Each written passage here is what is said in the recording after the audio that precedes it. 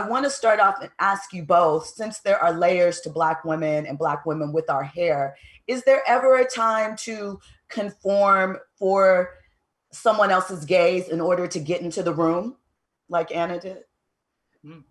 I mean, to be honest, I've done it at times, so I'm not going to sit here on a high horse and pretend that I haven't ever conformed or assimilated to be comfortable in a room. I understand that journey and that need, but there is not a time that we should feel like we have to.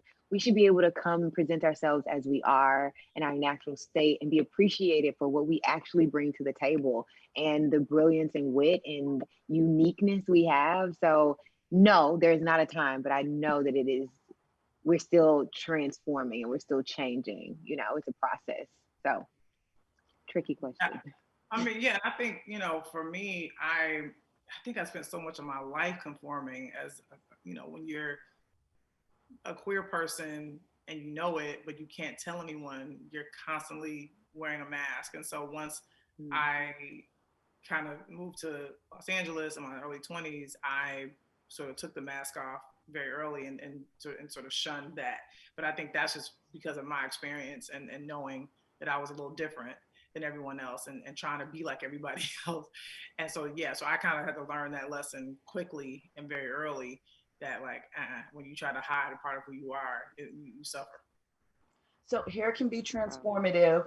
What is both of your relationship, or what has been your relationship like with hair? Is there a certain style or something you took on with your hair that made you feel empowered?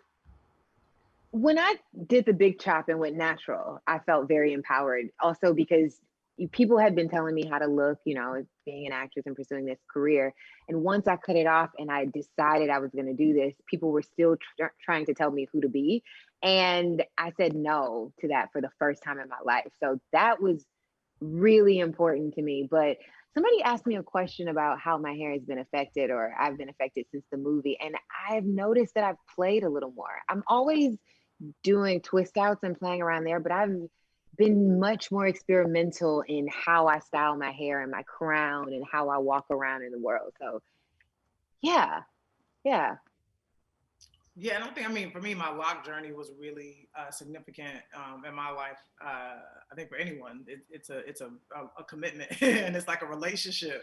So yeah, that was, then also too, cutting off my locks was like a big like moment, turning point. And but I like this, so I'm gonna keep it. But you know, to keep things interesting, you know, I like to play with, you know, color, haircuts, you know, design, stuff like that, just because I'm still, you know, a Black girl at heart that likes to express herself through her hair, even though I don't have very much of it anymore. And wrapping up, when you get a script for a horror comedy, is the first thing you do, no spoilers, check to see if you die? Yeah.